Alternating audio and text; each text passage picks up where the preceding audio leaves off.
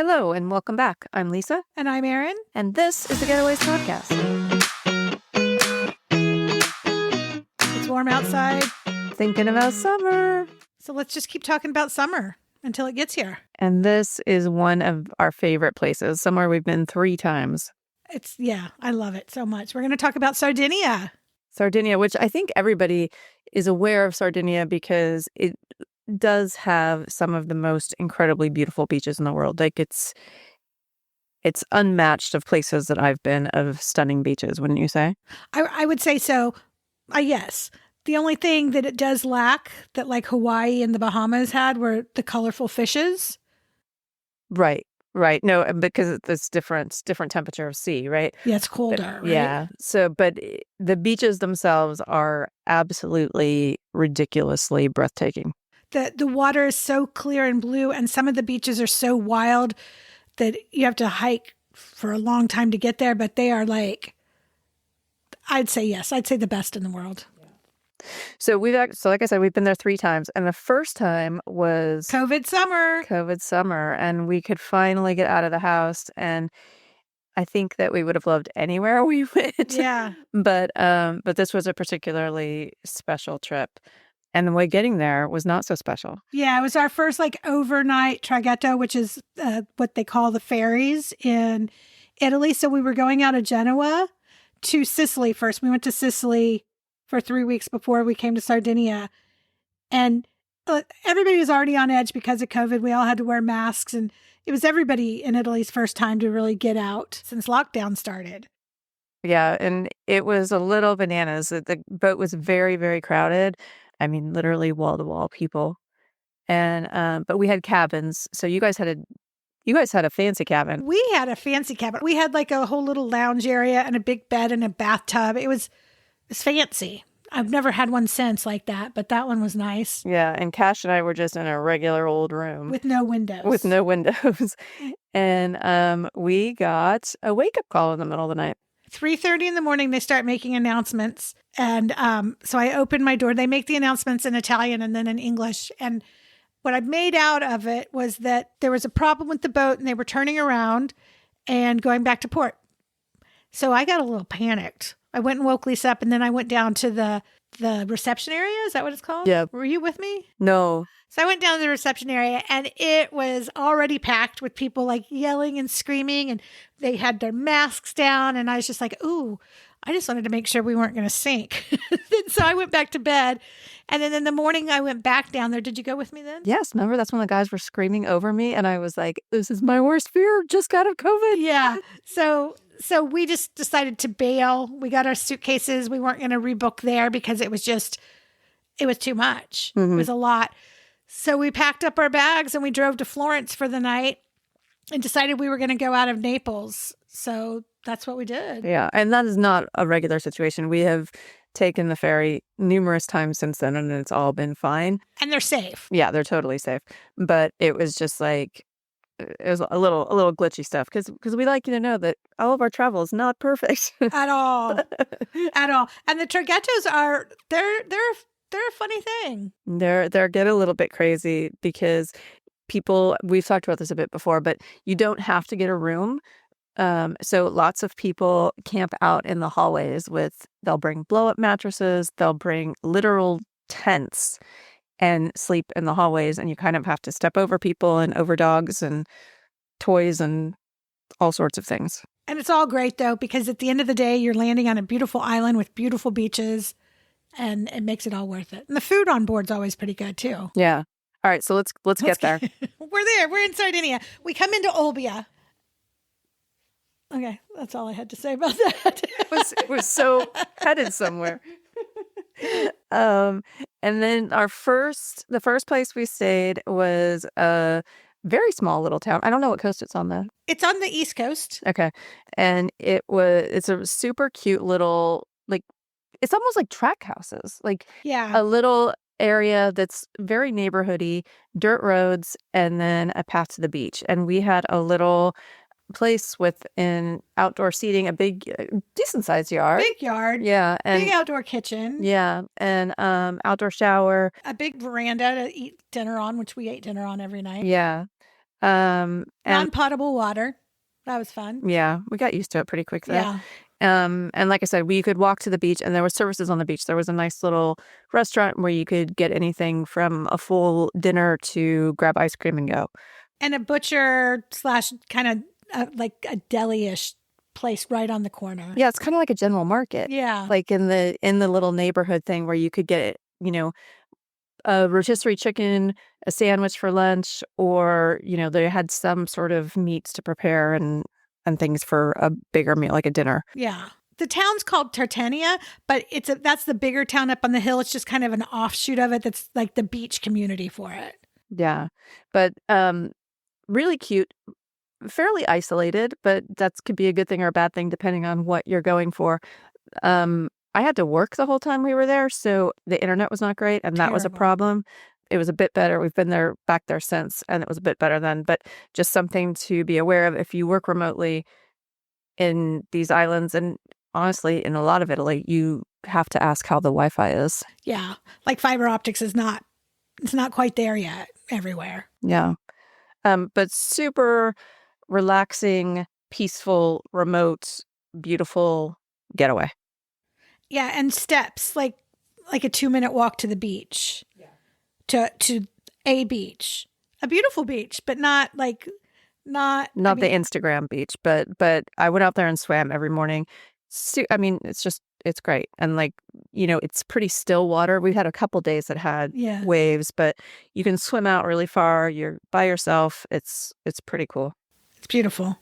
But when we were there, we spent a day in Cagliari, which was nice. Right. We had to go because Lisa had a Zoom call, so we had to go stay at a hotel. Yeah, because I needed the Wi-Fi.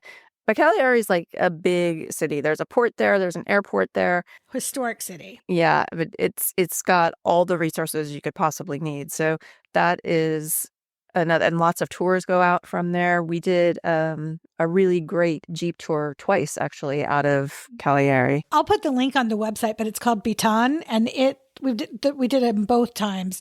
And it was like, we loved it. Yeah. Even the second time, there was not diminishing returns. Yeah, no, and it takes you to, it was just us in the Jeep, and it took us to 5 different beaches that were sort of off the beaten path that we wouldn't have found had we not been on the tour. And you get to stop and swim and hang out. And I mean, some of the beaches were like a good 10-minute drive on dirt roads that are not accessible. So it totally hour hike to get to these beaches. So it was very special. Yeah. Yeah, definitely worth it. And it wasn't expensive. No. Okay, so Cagliari, big thumbs up. Lots of things to do. Lots of all good restaurants, shopping, all the things you want out of a city that gives you still great beaches, but a little bit more city life. Yeah, we're only going to talk about a couple beaches on this podcast, but I do already have a blog post up about all the beaches we've done in Sardinia, so you can check it out there because there are more than 20 minutes worth of talking about here. Yeah, for sure. And then also on our first trip, we spent the last 2 nights in Porto Cervo, which is the rich part of Sardinia. Yeah, it's the Beverly Hills of Sardinia, or Bel Air of Sardinia, right? Yeah, I mean it's like the Bugattis, the Ferraris, the giant yachts. That's where you'll find all that. And we stayed in a really great Airbnb. It's not still up though. It's not, no. And we did probably my favorite boat tour of life. Not mine because I almost drowned. But it was beautiful.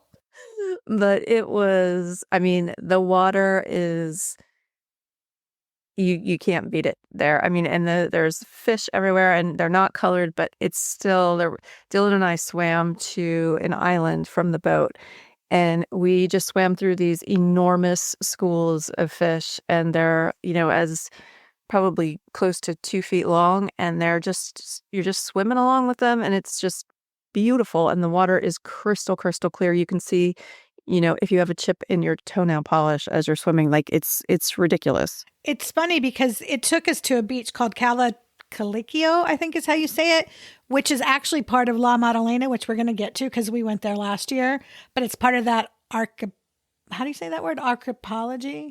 It's part of that island system of La Maddalena.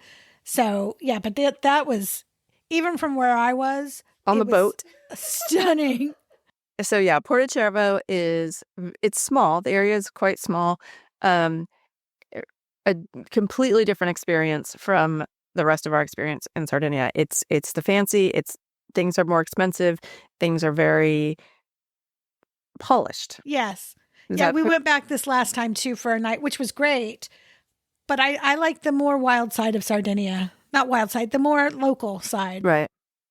I like a little fancy every once in a while, but yeah, it's definitely, and like the shopping there, it's like, it's high end, high end, and you got to go to the port in Porto Cervo too, which has the biggest yachts docked that I've ever seen in my life. Like you just sit there and gawk with a big open mouth because Yeah. it's pretty crazy.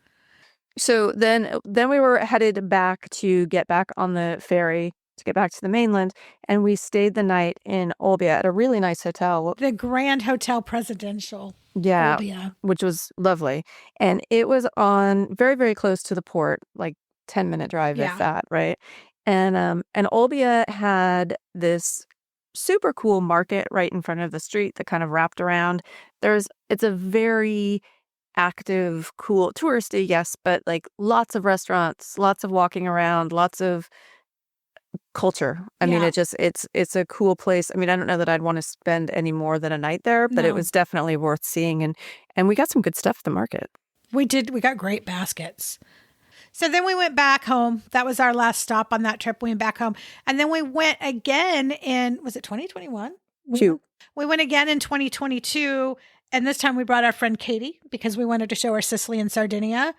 And we spent a week closer down to Cagliari on the south side in a town called Quarto yeah, San Elena. which was really nice. So again, like a 2-minute walk to the beach. I didn't love that beach so much.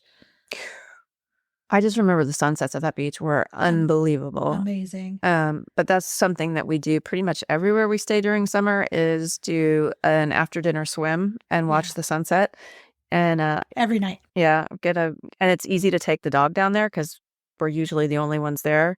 So that's a highly recommend because that's one of my favorite things about our summers. Because we still have the American eat early-ish dinner. We can't wait till 9 or 10 o'clock at night to eat. Sometimes, but we call that second dinner. But we did find one of our favorite beaches on southern Sardinia. From that house was the what's it called? It's Calais di Moro. Is that the storm? The Storm Beach. Yeah. So we went to this. I mean, because usually what we'll do is we'll have the place that's near the house that we'll go at night after dinner. And then usually we'll explore during the day and go to a beach we haven't gone or one of our favorites. And so on this particular day, we went to, the weather was great when we left. The weather was fantastic. And we got to this really beautiful beach and we were out swimming and we kind of turn around and look at the shore and there's the darkest, blackest cloud rolling in, and we could have counted to 10 and it just started pouring on us. And lightning and thunder.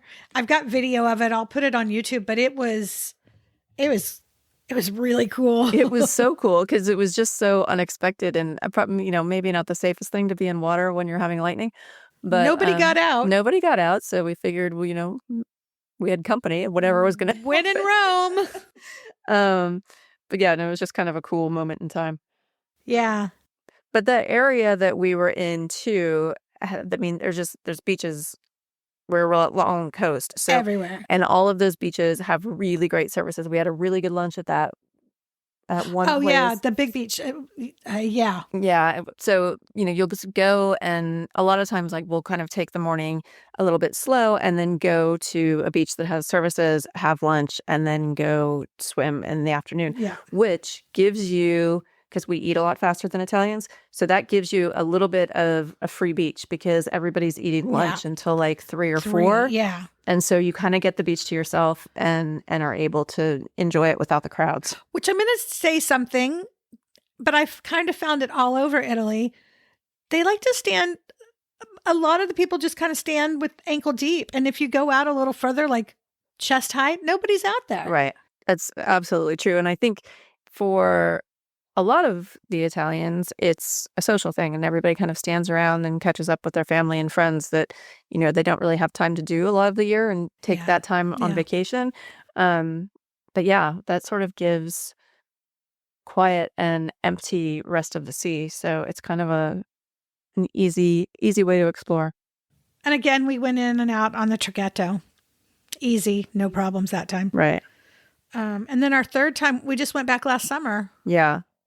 And we decided to really, really dig deep for Sardinia last summer and spent 4 weeks there in 4 different houses. Mm-hmm. And the first one, well, we should say too that Dylan was at his friend's. So the first one. Yeah, one of Dylan's friends has a house in Sardinia. So he was with like 10 friends. So we didn't explore so much like teenage stuff, although he loves the sand beach where he can skimboard. Yeah. But the first place we stopped at, the first house was in Arbatax, which is very close to Tartenia. It is. Yeah. About a 45-minute drive from where we stayed our first time. And we were a little bit up the hill, but it was still like a 10-minute walk to the main beach. That had, which is a great beach. Yeah, and had services again, like a great ice cream place on the corner. But what I loved most about that area was the tower. The tower was great. You hiked there every morning. Yeah. So Rex and I would get up when it was still cool, and it took about half an hour to get up. But we there's this old like ruins of this tower that you could climb up to, and there's trails and stuff. And we would go up there and just kind of like enjoy the view and kick around up there for a bit so that we both kind of got some walking in and some energy out before the day started and before it got too hot. But that was really cool. And I will say for the kind of the middle section of the east side of Sardinia, Arbatax is a great place to stay because that's where all those beaches are. Like all of the beaches that we love. We would drive from Tartenia up to Arbatax. Right. I mean, some of the best beaches. They're just all beautiful. I've got them all listed. There's just too many to talk about. But my favorite beaches were in the next stop. Definitely the most beautiful beaches in Sardinia are in the next stop. Yeah. So the next stop was La Maddalena, which is, you have to take a ferry to the islands, but short, like 30 minutes. Yeah. It's in northern Sardinia. It's kind of between Sardinia and Corsica. And there's a series of islands, and a lot of them are also like very rustic. I don't know if that's the right word. Wild. Yeah. But they have like tons of hiking inside. A lot of the beaches you have to hike down to, or, you park and sort of make your way down to the water. And it's my favorite. I love it there the most. I think that the beaches are incredible. The water's incredible. I love the ruggedness of the interior of the island and being able to hike around and sort of find your special spot. Like, yeah, it's my favorite. Every beach was really magical there. Because I want to say my favorite beach was the Cala di Napoletana. Uh-huh. Which is like, it was almost an hour hike. It was an hour hike. And it was hot. So you are so happy to get in the water when you get there. But I really also like that other beach that we kind of, it wasn't a very long hike, but it was a steep hike down where like we swam in the schools of fishes. Uh-huh. I loved that beach. Yeah. Oh, I loved them all. Yeah. And there was beaches with some good waves there. Yeah. Especially our next week was the big waves. Yeah. Yeah. It was almost too big.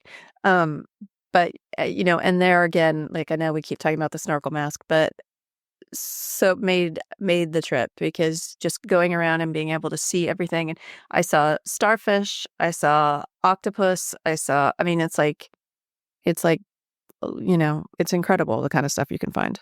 They're small islands. You could literally drive around it in like probably 30 minutes, 45 minutes.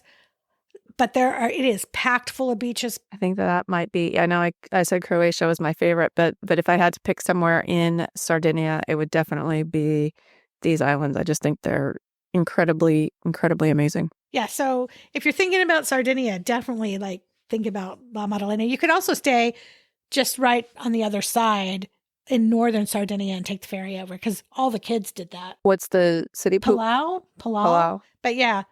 That was great. That was a great second week. Dylan wasn't with us at all for that week. But funny enough, he went there on his own with his friends. Oh, yeah, he did. It was funny because I have him on Live 360 and we were sitting in a restaurant on the beach, and I looked at it, and they were right down the street. They were heading our way, so we got out of there. And we weren't even spying on them. No. So they came to that same beach that we were just at, which just makes me laugh. And so then we move on to week 3, which Dylan joined us a few days in. Right. And that was Isla Rosa or Cala Rosa. Cala Rosa, yeah. Oh, well, we stayed in this like vacation village, which was a cool village, but it's like it was halfway bankrupt because all the pools were empty. Remember? Oh, yeah. But we had this really nice apartment and or little house. It was an apartment, and the village was pretty full. So like I don't know why the pools were all closed, but they were drained and closed. But we were about probably a 10 or 15-minute walk to a beach, but it wasn't really a swimmable beach. It was more like that place where the natural pool is. Yeah, but there was a swimmable beach right next to it. I mean, I would say, and there were trails never everywhere. Swam at that beach. I though. did. You did? Yeah. Okay. But that's right straight out from us. So you had to take like a trail, which was actually quite a nice walk. Yeah, it was a beautiful walk. Rex and I did it a couple times a day. Desert feeling. Yeah. But we went out there, and I went the first time by myself, and I saw so much wildlife. I mean, and there everything from jellyfish to starfish to, I mean, that was where I saw the most sea life. Yeah. And so I was like, Dylan, you got to come back with me. Big mistake. And so I dragged him down there, and the water was so rough that like you couldn't swim and you can't walk because the rocks are too, that's where everything was hiding. So you couldn't really walk on the rocks. So unfortunately, I was the only one that got to experience the magic of that. You never made it into the pool, right? Well, no, because no. There's a natural pool there that is supposed to be beautiful, but I mean, you could see it. It was beautiful, but we just didn't swim out to it because it was pretty far. A funny thing I will say about Sardinia and about this particular place we were is Lisa and I went to the grocery store one day and left Rex and Dylan home sleeping. And we opened the door and I look across the room and I was like, oh, there's a snake trying to crawl up the wall. And there was a snake in our apartment. Yeah. We got it out. Rex didn't panic. No, and I didn't either, which was a big, big move for me. But yeah, kind of creepy. That was fun. But good story. But it was, I mean, talk about having a lot of hiking around. I mean, we did hours and hours of walking coastally through that whole area. We went to a really cool beach that was like a hike on the side of the cliff. And that's where Dylan jumping off the rocks. That was a great beach. And, another thing we did in this area, and it was up from the beach a little bit, is we had the best wine tasting, I think, that we've ever had. Not so much the wine. The wine was great, but the charcuterie board that they gave us was like the best I've ever had. It was so good. Well, and the setting was really lovely because we were in this villa basically doing the tasting, and the back doors were open, so we were kind of out on the terrace, and the vineyard was right in front of us, and then beyond that was the sea. So it was like the bluest of blue, the greenest of greens, like it was. And we were the only ones there. Yeah, and that was definitely really special. We tried to recreate that charcuterie board with the croutons and everything, and it was not successful. It was not as great. But there's also like that part of town, I felt like they had a lot, like you could stop every couple blocks and get like cheese from somebody's house that they make. And like, I mean, it's rural, but it's very, there's a lot of agriculture. There's a lot of, artisanal food and just, it feels very authentic. Yeah. And then we went down to that beach the next day or a couple days later and it was virtually empty. Yeah. Yeah. Well, there was also high winds. There was. I think it might have been. We had some red flag days when we were there. And they don't mess around there. I mean, people were still in when it was that one area that was red flag. But I mean, people were getting knocked out left, right. Yeah. It was pretty strong. And then our final week, we went back to what we know. We went back to where it all began in Sardinia. Same house, same beach.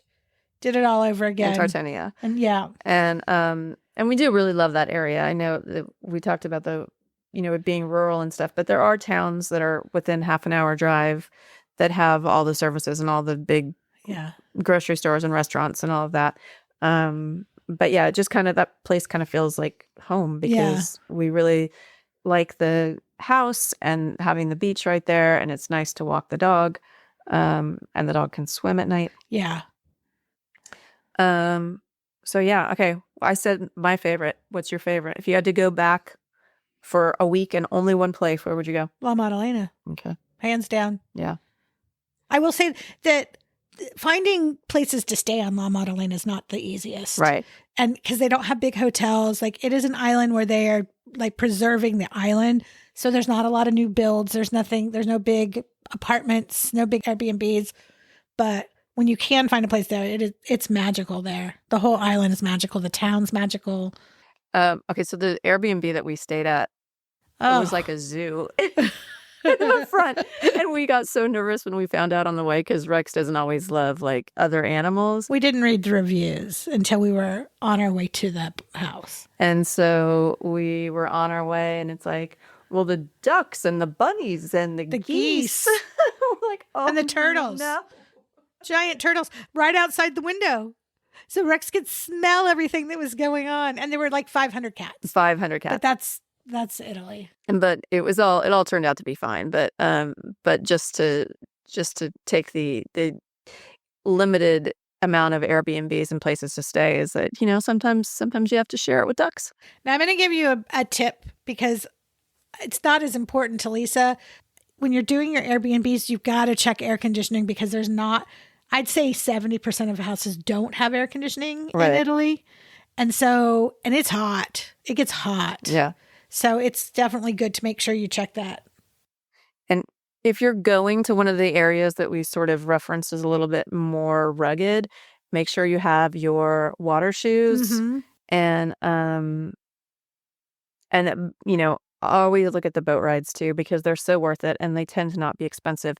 They also tend to be cheaper if you do them in the place that you are, like on the day or the day before, instead of one of the services. Yeah, if you find a port or a harbor, there's always going to be like stands there that'll be like, oh, boats for this.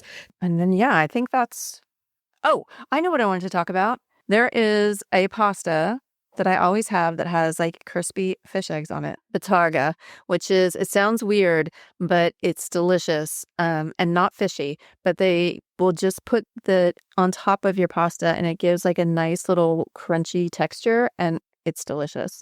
And then the other thing is there's the regional pasta. It's called frigola. Frigola, which is, it's almost like orzo. Like, but fatter and shorter. It's like a little, like almost like a pencil eraser. Yeah, but a little smaller. Yeah. So good. And it's really good. And they toast them usually. Yeah, and completely local to Sardinia. So you have to try that if you're there. And your favorite. Which one? What's my favorite? The bread. Oh, carousel. Yeah. Carousel is like the crispy, like it's a cracker bread, but it is so thin. And it always tastes a little stale, but it's not. That's just what it is. There's one other thing that is native to Sardinia that we have not tried yet. Oh, goodness. We're not going to try it. We learned about it on our Jeep tour. And then we saw it on The Amazing Race. Yes. We tried it. All right. You want to go or do you want me to explain it? I'll let you explain it. So we actually learned about it originally from our Jeep driver that we talked about in Cagliari. But it is a cheese that is served on special occasions that you have to order from the local shepherd weeks, if not months in advance. And it is a sheep cheese and it has maggots in it. It's called casu marzu. And it is not for me. And Italy's made it illegal.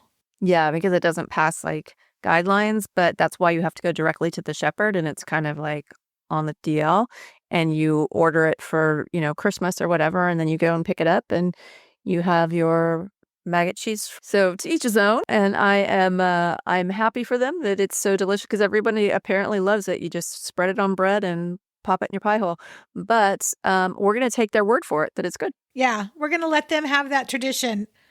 But I would suggest everybody, we always say this, that everybody needs to do an Italian summer.